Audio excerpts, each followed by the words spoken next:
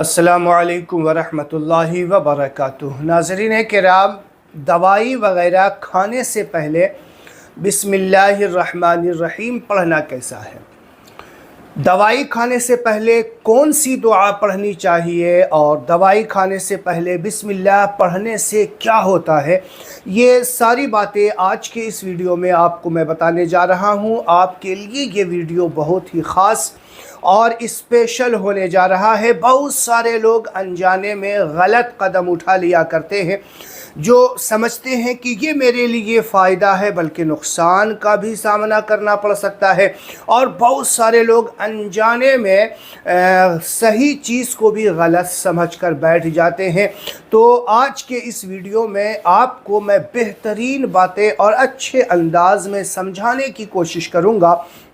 देखिए, आज के दौर में शायद ही कोई ऐसा इंसान होगा जो दवाई वग़ैरह नहीं खाता है, बल्कि दवाई के ताल्लुक़ से मैं कहूँ तो 98% लोग हैं जो दवाई के ऊपर ही चला करते हैं। कुछ न कुछ दवाइयाँ लोगों में आजकल बिल्कुल रिवाज बन चुका है। थोड़ी बूढ़ी बीमारी भी है तो लोग दवाई के ही सहारे चला करते हैं।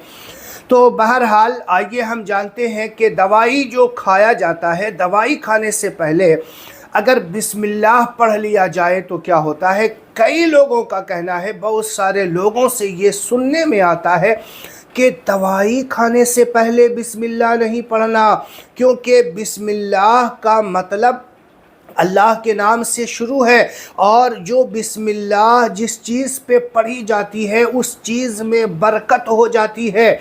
और अगर दवाई खाने से पहले बिस्मिल्लाह पढ़ लेंगे तो दवाई में बरकत हो जाएगी, आपकी बीमारी बढ़ जाएगी। ये बहुत सारे लोगों का कहना है, कई जगह पे ये देखा जाता है। मैं आपको बताऊं कि हर हलाल और जायज़ चीज़ खाने से पहले बिस्मिल्लाहिर्रहमानिर्रहीम ज़रूर पढ़ना चाहिए। अब देखिए आप कि कोई भी चीज़ हलाल हो, जायज़ हो, उससे पहले बिस्मिल्लाहिल्लज़ी ला यदुर्रु मआ इस्मिही शैउन फिल अर्दी वला फिस समा व हुवस समीउल अलीम। ये ऐसी दुआ है कि इंसान खाने से पहले पढ़ ले तो जहर भी इसके ऊपर असर नहीं करता।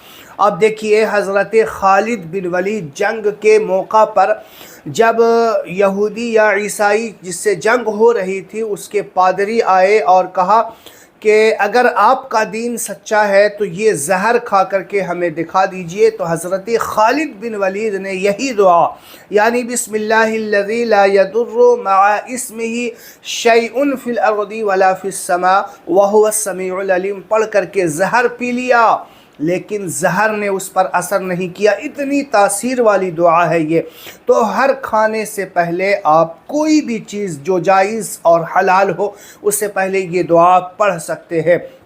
बड़ी बाबरकत है। दवा खाने से भी पहले पढ़ें, इंशाअल्लाह इस दुआ की बरकत से अल्लाह ताला आपको शिफा देगा। और जो लोग कहते हैं कि बिस्मिल्लाह पढ़ने से बरकत हो जाएगी, दवाई बढ़ जाएगी, बीमारी बढ़ जाएगी, वो अपने ख़याल में बहुत गलत है और एक अच्छी और जायज़ चीज़ पे वो जो है तोहमत लगा रहे हैं, बल्कि ये गुनाह का काम है। जी नहीं, दवाई हो या कुछ भी हो जो जायज़ हो, और दवाई खाना ये सुन्नत सहाबा भी है, सुन्नत बुज़ुर्गाने दीन भी है।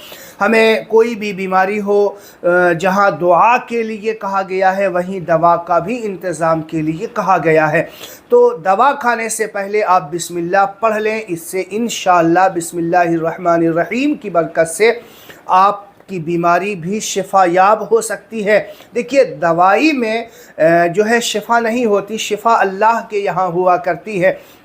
आप देखते होंगे कि कई दवा जिस बीमारी के लिए बनी है, लेकिन उस दवा को खाने के बाद भी इंसान को शिफा नहीं मिलती, वो डॉक्टर्स बदलते रहते हैं।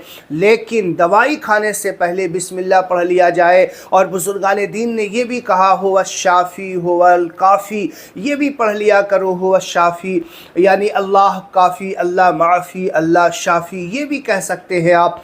तो इसको पढ़ने से भी इंशाअल्लाह इन चीज़ چیزوں کو پڑھنے سے بسم اللہ یا کھانے سے پہلے کی دعا یا هو الشافی هو الکافی یہ سب پڑھنے سے اللہ تعالیٰ اس کی برکت سے بھی آپ کو شفا عطا فرمائے گا۔